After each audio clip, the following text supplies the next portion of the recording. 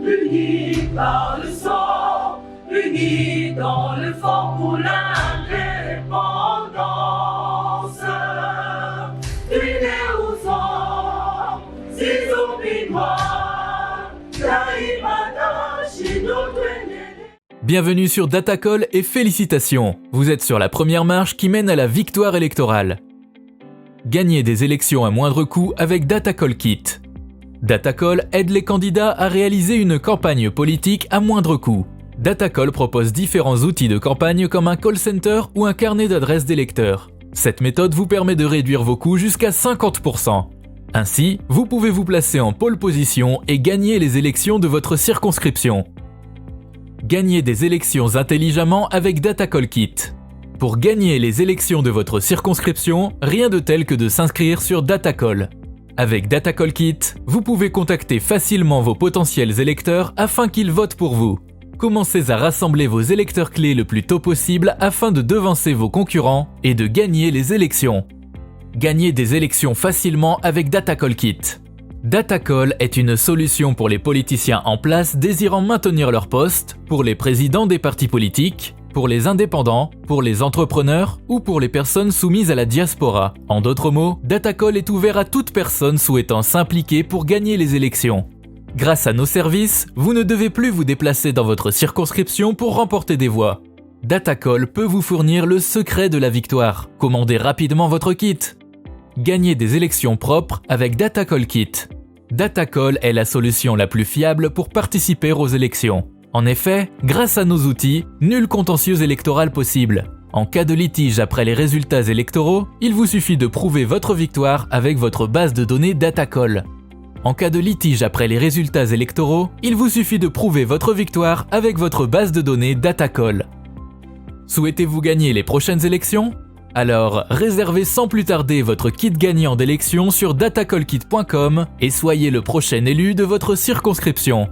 Le nombre de kits est limité, réservez le vôtre maintenant. Le nombre de kits est limité, réservez le vôtre maintenant. www.datacallkit.com www.datacallkit.com. Mesdames, Mesdemoiselles et Messieurs, merci de suivre cette émission Critique Info, le seul et l'unique numéro de la journée. Aujourd'hui, c'est vrai qu'on veut bien parler de cette affaire qui se passe à l'Est de la République, mais vous le savez déjà que la situation est contrôlée, même s'il y a encore quelques poches d'insécurité. Cette question, elle semble être beaucoup plus difficile qu'on le pense, mais en réalité, c'est que la volonté pour éliminer, pour sortir finalement de cette histoire est là. Et donc, dans le cadre de l'effort des guerres, les députés nationaux du Nord Kivu ont réuni une somme de 100 000 $ américains comme contribution à la ration des unités des FARDC engagées au front contre les ADF et les M23. Il est important de le signaler, au-delà de l'amour que l'on porte pour nos militaires, au-delà de tout ce que l'on veut, le soutien que l'on peut apporter à nos militaires, il est très important que le gros du problème soit fait par l'État congolais. Il est très important que l'État sorte la part déterminante pour cette affaire. Mais on l'a dit, le problème, comme plusieurs personnes le disent d'ailleurs, le problème est ailleurs. Il faudrait le voir dans sa grandeur que de voir le problème dans ces petits détails. Il est vrai qu'il faut disséquer parfois le problème pour le voir beaucoup plus clair, mais c'est toujours important de prendre en considération le contour de tout le problème. Si vous avez le contour de tout le problème, ça vous aide à avoir une idée claire de comment éradiquer ces problèmes. Il est multifonctionnel, cette histoire. Il y a la pression occidentale qui ne dit pas son nom, mais elle est là, cette pression-là, qui sous-traite certains pays voisins. Après, vous avez les idées hégémoniques de certains pays de la sous-région qui veulent voir un Congo faible pour finalement frapper. Et nous avons la faiblesse au niveau interne où l'État ne sait vraiment pas régler le problème puisque l'État lui-même est infiltré par des personnes qui tirent des profits de cette situation. Donc quand vous avez compris ces problèmes comme ça, maintenant vous pouvez les résoudre les uns après les autres. La diplomatie nous aide à régler le problème. En amont, ça veut dire aller rencontrer ces grands, ces pourvoyeurs de la guerre, parce qu'il faut le dire comme ça. Et puis, aller parler avec les sponsors des criminels, parce qu'on le sait tous, c'est des pays voisins, c'est voilà, ceux qui ont déjà des idées assez hégémoniques, mais aussi l'envie de reconquérir les terres, prendre les terres, en faire siennes. On peut regarder ces problèmes-là, mais à partir d'ici, chez nous, nous devons être des personnes, on va dire, les plus intransigeantes par rapport à ceux qui font du mal au pays. Tous ces complices, tous ces gens qui vendent de l'information, tous ceux qui nous trahissent, toutes les tops, il faudrait à un moment donné qu'on atteigne les niveaux de les sanctionner très sévèrement. Parce que lorsqu'on arrive à sanctionner très sévèrement, vous allez voir comment les choses vont se passer. Et vous savez, il y a une méthode, c'est qui le dit déjà, je crois que c'est Lao Tzu. Je crois qu'aujourd'hui, on développe, pour ceux qui font l'agriculture et ceux qui aiment l'agriculture, très souvent, on utilisait les pesticides. Vous savez, on utilise ça pourquoi? Parce que ça tuait les insectes rongeurs qui venaient détruire la sémence. Mais déjà au XVIIe siècle, même avant, lorsque le monde ne courait pas après l'argent, lorsque le monde courait après la qualité, on utilisait des canards. Ces petits canards ça faisait le double travail. Ça veut dire qu'ils venaient, ils mangeaient les pesticides, ils se nourrissaient des pesticides. Vous avez réglé le premier problème, vous nourrissez les canards. Deuxième chose, les canards vous aident finalement à déparasiter vos plantes, mais aussi le fait qu'ils marchent sur ces terres-là, voilà, donc les canards se soulagent là-bas, ils font leurs excréments là-bas, et ça profite de fertiliser la terre. Non seulement que ça fertilise la terre, mais ça rend la terre beaucoup plus, on va dire, c'est vrai, fertile, mais un peu plus faible que ça. Pas faible, mais le terme m'échappe, mais bon, voilà, accessible, en fait. Alors, lorsque les canards marchent dessus et qu'ils arrivent quand même à rendre la terre beaucoup plus disponible, à la fertiliser, ça a donné la possibilité aux éleveurs de faire plus que ça. Et puis après, lorsqu'on a été pressé, lorsque l'humanité est devenue très pressée, lorsqu'on voulait avoir tout de suite et maintenant, on a éliminé les canards pour remplacer les pesticides et le résultat n'était pas bon. Parce que les pesticides, finalement, on va dire à un moment donné, ça risque d'être comme un certain poison, ça détruit et tout. Mais ils ont compris finalement aujourd'hui, cette culture est revenue. Ça veut dire, on dit, pour éliminer les pesticides, on n'a plus besoin, pour éliminer les insectes, on n'a plus besoin de mettre les pesticides, on a juste besoin de larguer les canards dans la sémence et les canards vont aller s'en prendre aux pesticides et aux mauvaises herbes. Et lorsque les canards vont aller le faire, vous nourrissez les canards, non seulement que vous les nourrissez, les canards fertilisent la terre et vous avez 2 fois le résultat. Et aujourd'hui, c'est en train d'être fait exactement comme ça. C'est la même technique que l'on peut prendre dans l'armée congolaise. Pourquoi je le dis? Et même dans tous les secteurs. Pourquoi? Pour ce qui vous sera difficile aujourd'hui, d'aller arrêter tous ces gens qui font du mal, ça va être difficile. D'aller dénicher les complices, non, ça va être très difficile. L'État peut tout simplement faire ceci. Au sein de l'armée, il y a 3 camps. Notre armée, il y a 3 camps. Il faudrait qu'on en parle. Le premier camp est celui des détourneurs, des délateurs, des voleurs, des tricheurs, des maraudeurs. Ces gens-là n'ont pas l'idée de voir une armée forte. Ce sont, comme on va dire, des insectes dans un champ. Eux, ils tuent à l'intérieur. Ils détruisent tout à l'intérieur. Le président peut dire une chose, la minute qui suit, leurs autorités sont au courant. Ça peut être le Rwanda, ça peut être l'Ouganda, et ça peut être tout le monde. Voyez-vous, c'est des infiltrés. Au sein de l'armée, il y a encore un autre groupe. C'est le groupe des indécis. C'est-à-dire que ces gens-là n'ont pas de position. Ils vont à gauche et à droite pourvu qu'ils restent là. Et puis, vous avez ce groupe de gens, Mamadou Ndala, vous avez les gens comme Mbunza Mabé. Vous avez ce type de personnes. Ça veut dire des gens qui veulent en découdre, qui ne veulent plus qu'on parle de cette histoire de guerre. Et ces gens-là, il y en a encore un peu plus au Congo, dans l'armée. Mais malheureusement, ils n'ont pas des grandes fonctions. Ou s'ils ont les commandements, mais ils n'ont pas le commandement en général. Ils n'ont pas le commandement, on va dire, total. Ils ont un commandement relatif, ainsi de suite. Ben, ils doivent faire des rapports, ainsi de suite. Ce qui n'est pas mauvais d'ailleurs.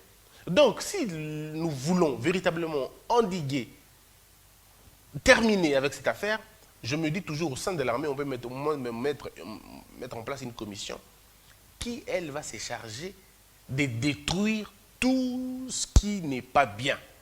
C'est-à-dire, insectes, on a armée. C'est une procédure. Comme je le dis pour la magistrature, il n'y a que les bons magistrats qui connaissent les mauvais magistrats.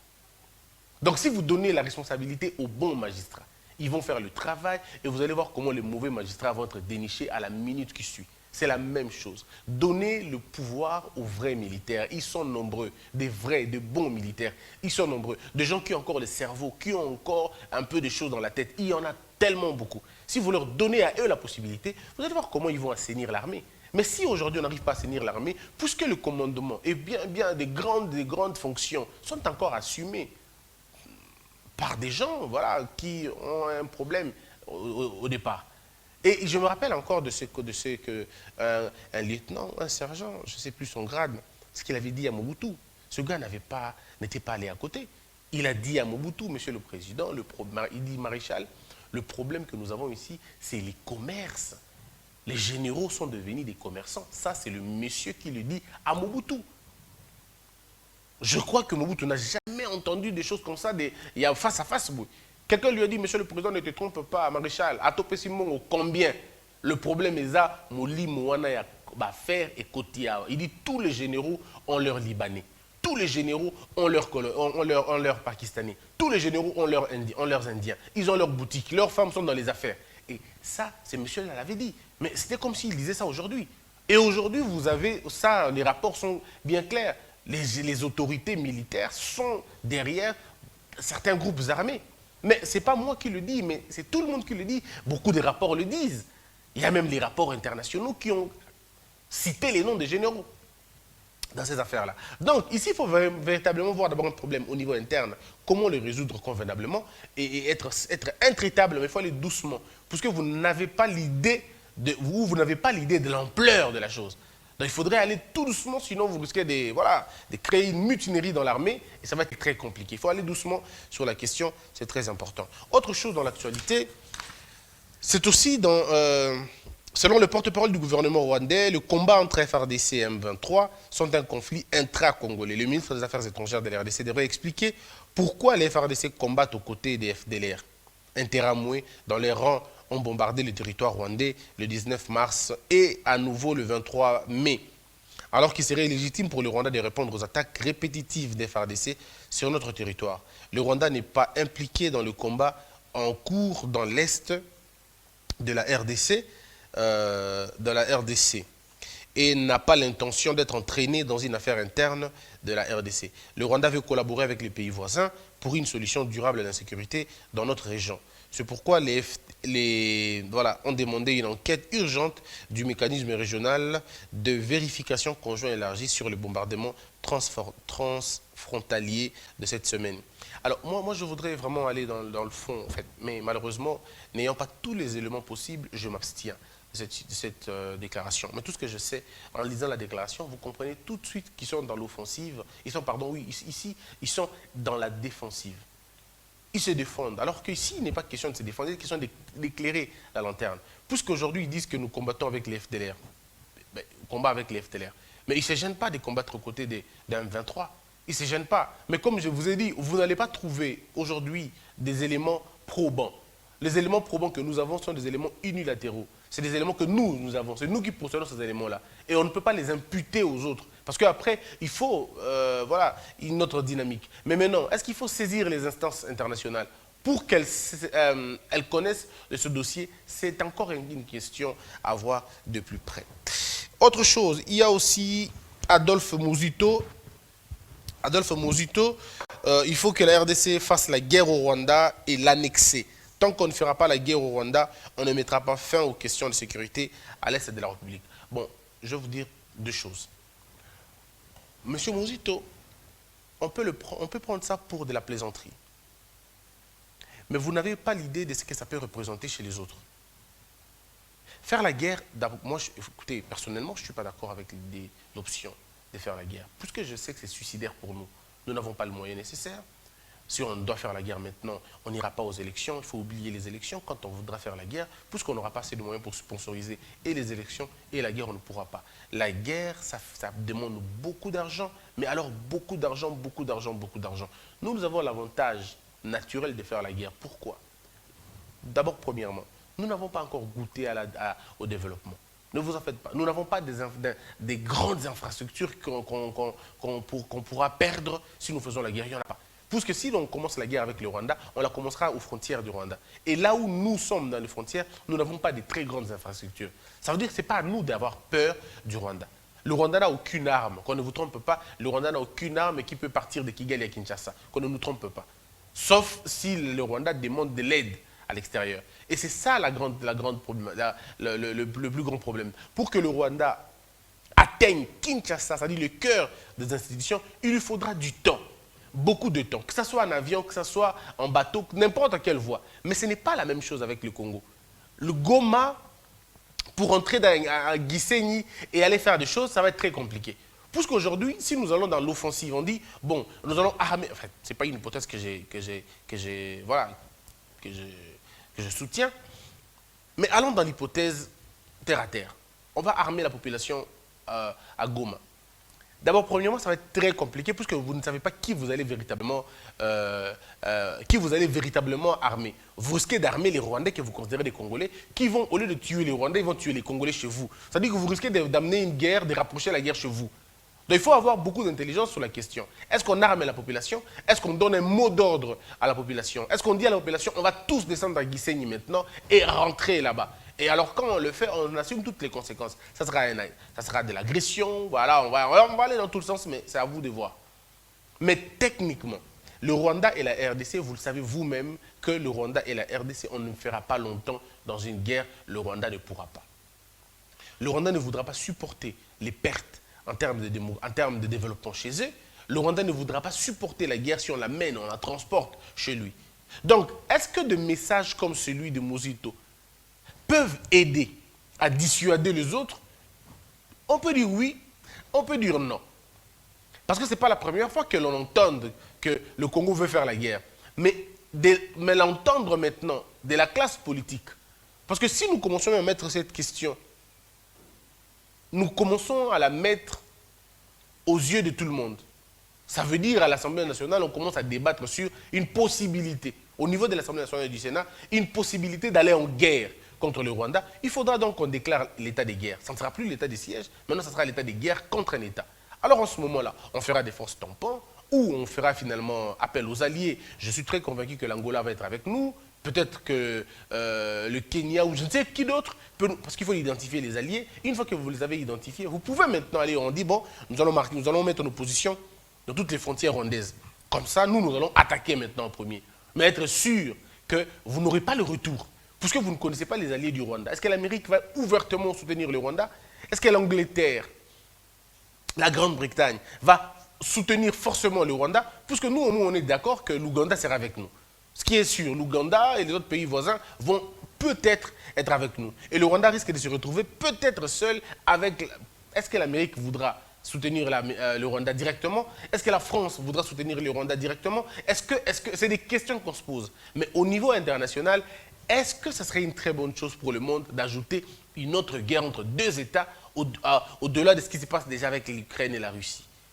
Parce que la guerre de l'Ukraine et la Russie a frappé même le pétrole américain, a frappé le pétrole français. Si nous avons une guerre entre le Congo et le Rwanda, aujourd'hui, le coltan subira un coup. Le secteur de téléphonie aura un coût. De l'automobile aura un coût. Toutes les matières qui sont généralement importées chez nous, on aura des problèmes de l'autre côté. C'est le monde entier qui subira de plein fouet cette affaire. Alors, est-ce que le monde est prêt à aller dans ce sens-là? Moi, je crois qu'il faut qu'on fasse l'équilibre de peur. Donc, du coup, je commence à me dire, bon, est-ce que Mosito, bon, est-ce qu'il n'a pas raison? Je commence un peu à me dire, est-ce que ce n'est pas une tendance? Est-ce que ce n'est pas une possibilité? Mais foncièrement, je ne suis pas pour la guerre. Foncièrement, je ne suis pas du tout pour la guerre. Je suis par contre pour le renforcement de notre capacité, mais je suis dans l'optique de, on va dire, est-ce que je vais dire ça comme ça? Je suis dans l'optique, comme on dit, ça c'est mon père qui me l'a toujours dit, mon père m'a toujours dit de savoir équilibrer la peur. Mon père me disait que si quelqu'un te menace, menace-le. Même si tu sais qu'il peut te taper, mais menace-le quand même. Certaines personnes qui sont très fortes ont peur des menaces que de coups. Donc tu peux gagner certaines batailles juste en menaçant, avant même d'y aller. Donc c'est ce qu'on appelle la dissuasion. Donc si quelqu'un te menace, menace-le. On appelle ça l'équilibre de peur. Alors est-ce qu'on ne peut pas, nous aussi, équilibrer la peur? Je le dis plus d'une fois. L'FDLR, Pourquoi ne pas les soutenir officiellement?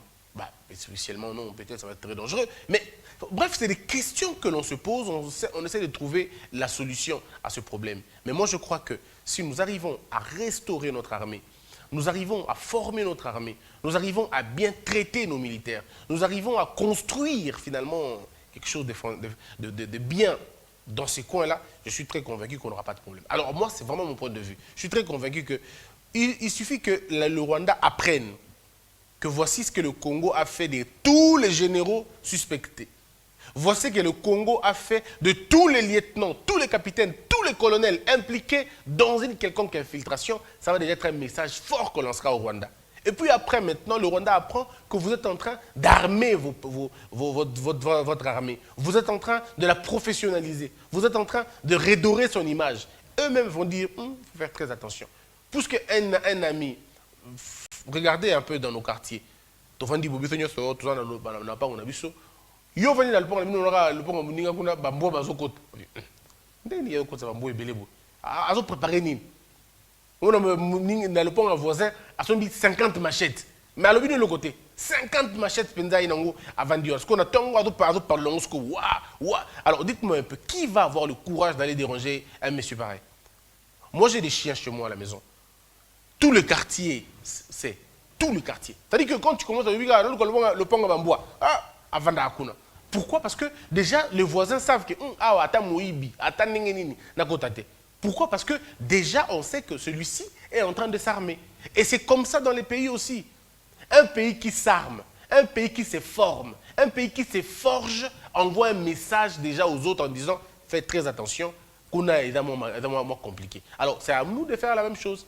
Construisons-nous, travaillons, mettons beaucoup de choses pour nous-mêmes. Vous allez voir comment les choses vont véritablement se passer. Congo Airways a reporté 3 fois ce jeudi l'embarquement Kinshasa-Lubumbashi, prévu à 14 h, repoussé à 19 h, maintenant c'est pour 21 h. On parle d'un programme opérationnel dans la salle d'attente. Pas de prise en charge depuis 12 h que les clients attendent. Il faut dire une chose. Abandonner le projet de Air Congo. Abandonner le projet de Air Congo. Nous connaissons tous ces jeux, cette magouille. Nous connaissons. Nous savons qu'on est en train de préparer le terrain pour dire aux gens Air Congo Airways est en faillite, on ne peut plus. Non. Abandonner le projet de Congo Airways, pardon, de Air Congo. Abandonner ce projet-là. Nous savons qu'il y a des politiciens, il y a des gens qui sont derrière ces choses, qui sont derrière Air Congo, qui veulent avoir des actions, qui veulent être des partenaires. Mais ce n'est pas crédible, ce n'est pas sérieux. Nous n'allons pas accepter que l'on donne du travail aux Kenyans, que l'on donne du travail aux Tanzaniens, que l'on donne du travail aux Éthiopiens, et pas aux Congolais. C'est inadmissible, c'est impensable, et c'est même irresponsable. Abandonner l'idée de Air Congo, abandonner cette idée-là. Arrêtez de vouloir faire les affaires, même là où on ne peut pas faire les affaires. Dans cette affaire, donnez toutes les chances, donnez toute la force à Congo Airways. Congo Airways était mal conçu, c'est vrai, mal préparé, c'est vrai, mais aujourd'hui, il y a un leadership qui veut réveiller l'Air Congo. Alors soyons un peu courageux pour dire, donnons le moyen à Air Congo. Nous connaissons tous ces jeux, on connaît, on appelle ça la théorie du pourrissement. On veut faire pourrir la situation, comme ça on va être devant un fait accompli en disant, ben vous voyez, Congo Airways ne peut plus, donnez-nous la possibilité d'avoir Air Congo. Nous disons non à Air Congo. On ne peut pas offrir du boulot aux autres alors que nous-mêmes nous sommes là. Alors que les Congolais eux-mêmes sont là. Il y a des Congolais pilotes, il y a des Congolais qui ont de l'expérience dans le domaine aéronautique. On ne peut pas commencer aujourd'hui une entreprise qui a beaucoup plus de débouchés pour les étrangers que pour nous-mêmes. Non. Le Congo doit s'affirmer comme un État. Le Congo doit s'affirmer dans tous les secteurs. Arrêtez cette histoire de Congo, Air Congo. Personnellement, je ne serai jamais d'accord avec cette histoire tant que ça sera l'histoire des Éthiopiens, tant que ça sera l'histoire des étrangers, tant que ça sera l'histoire de n'importe quel pays du monde. Je ne serai jamais d'accord avec. Nous voulons rester dans notre logique à nous. Notre logique, c'est laquelle? C'est donner du boulot aux Congolais, faire promouvoir une entreprise congolaise. Attendez, on a un pays des croque-morts ou on a un pays sérieux? Donc nous, on a un pays qui enterre nos entreprises pour les créer nouvellement. Mais comment est-ce qu'on peut parler de... Mais il y a des pays qui ont des compagnies d'aviation qui ont 60 ans, qui ont 70 ans, il y en a même qui ont 80 ans. Il y en a même qui ont plus que ça. Vous avez du mal à tenir une compagnie d'aviation 10 ans seulement. Vous avez du mal à le faire. Vous avez du mal à le faire. Non. On n'a pas dit que chaque ministre qui viendra dans le secteur doit apporter sa propre histoire. Non, sinon après, c'est quoi la continuité de l'État? Donc, parce que je suis le ministre des Affaires étrangères, il faut que j'amène tout ce qui est nouveau.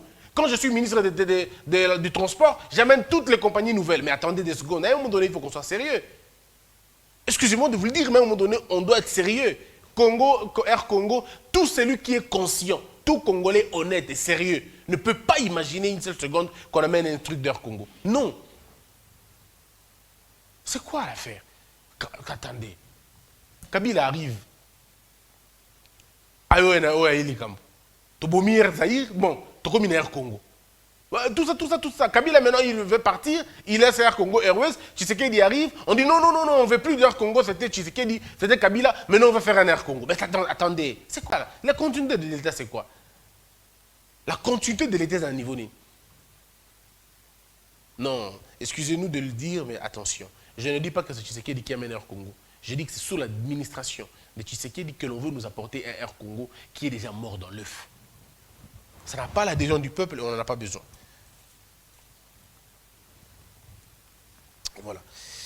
Alors, il y a aussi un autre élément important, c'est au niveau de la fonction publique. Alors, je vais vous le lire, vous le suivrez dans le journal, vous le suivrez aussi dans nos éditions. Action phare sur les axes principaux de la réforme et de la modernisation de l'administration publique. Il y a d'abord la maîtrise des effectifs et de la masse salariale. Il y a la réforme du système de retraite des agents de carrière et des services publics de l'État. Vous suivrez tout en détail dans le journal. Il y aura tout un dossier pour ça. Il y a l'amélioration des conditions salariales et matérielles des agents de l'État. Il y a la structuration du dialogue social dans les services publics. Il y a la dématérialisation de l'administration publique. Il y a la modernisation du cadre juridique. Et puis il y a la fluidification de la gestion de la carrière. Alors, ce qui est important, c'est que je consacrerai tout un temps pour ça. Un reportage va être fait pour voir en gros et en détail cette affaire. Et je reviendrai peut-être lundi, parce que demain, il n'y aura pas Critique Info. Je reviendrai probablement lundi, si Dieu nous garde, pour aller dans le détail. Voilà un peu, mesdames, mesdemoiselles et messieurs, ce dont on voulait parler aujourd'hui. L'actualité a tourné autour de ces choses. Congo Nouveau, Fachi contre Fayulu, Katumbi, Kabound et Jikaka. Jean-Pierre Bemba et Franck Diongo éligibles, examen de la loi électorale en cours, c'est l'objectif qui en parle. Félix Tshisekedi a réussi à déstabiliser Kagame. Les attaques du M23 traduisent la fragilité du régime de Kigali. Jules Alinguete bénéficie du soutien de la société civile. Alors, vous avez compris vous-même, messieurs et dames, on va terminer avec cette histoire de Kagame. Moi, je vous l'avais dit depuis le début, si vous vous rappelez. Je vous avais dit que la politique des Fachi, ça a toujours été une politique de, comme on va dire, ben voilà, berne-moi, je te donne l'impression que je suis faible, ainsi de suite, et puis à la fin, boum, t'es déstabilisé. On l'a vu avec Kabila. Non, c'est une marionnette, non, c'est une ceci, non, c'est celle-là, non, potiche, on a tout dit, hein. Et puis après, boum, renversement au niveau de l'Assemblée nationale, boum, il est devenu dictateur. Oh, comment une marionnette devient dictateur? Boum, il change tout. Et on l'avait dit. Et c'est comme ça avec Kagame. Oh non, mais c'est mon frère. Ah, mais voilà, il nous a trahis. Il nous a trahis. Et puis, boum, Kagame ne se retrouve plus. On ne sait plus maintenant quoi faire. Il commence même à parler de l'état des sièges. Non, on ne veut pas de l'état des sièges. Bon, enfin, il ne dit pas qu'on ne veut pas. Mais ce n'est pas une bonne idée. C'est mal conçu et tout ça. Mais c'est notre problème. Ce n'est pas ton problème. C'est notre problème. Que ça soit mal fait, bien fait, c'est notre problème. Ça ne peut pas te chagriner. Ça ne peut pas te chagriner. C'est notre affaire. Vous allez vous rendre compte qu'en 3 ans, Kagame a plus parlé qu'en 18 ans. Est-ce que ça vous dit quelque chose? Est-ce que ça vous dit un truc? En 3 ans, Kagame a beaucoup plus parlé que pendant 18 ans. Mes frères, comprenne qui comprendra. Que la peur quitte ton esprit et que Dieu bénisse les RDC. Hello. Lupi na biba ila bilo ko lia. Ba ina ka bilo ko États-Unis. Oni ko boma bo ina bo jeunesse. Mwana États-Unis. Tata yo ki kolela na bino, atindeli bino, Mama Samira, ndenge ozalaka na États-Unis okolia lokola mutu aza na mombele. Lokola mutu aza na ngaba. Merci mon but. Wow! Et c'est mon bouche. Bana États-Unis, kolia bio ekomi lolingi na bino. Pona kozwa mbisi ya kokauka tope mafuta ya mbila. Chez Mama Samira. Ata ozali na posa ya mbinzo, ndakala, mayebo, safu, ezali, pebitoyo. Chez Mama Samira, manso mazali. Eloko moko te yo koluko komona te. Na ndenga babete, pona kozwa biloko ya détail. Yoka numéro 938 avenue Maurice na New York. Adresse, il y a entrepôt 12 40 avenue Randol dans les banques. Tala yoko banda koteka. Mbisi ya kokauka, mongusu, mafuta ya mbila, ekokoma lokola bazoka na yo. Yeah yo, kombone Mama Samira, makiambae. Debout Congolais, unis par le sang, unis dans le fort pour l'indépendance. Tués aux hommes, ces opinois, Daimana, Chino, Tweneleye, Nakinya, Panapiko, Namosala, Totongambo, Kakuleka, Kitoko, Nakinya, Panakungo, Toye Mali, Loye Molonene, Yalisanga.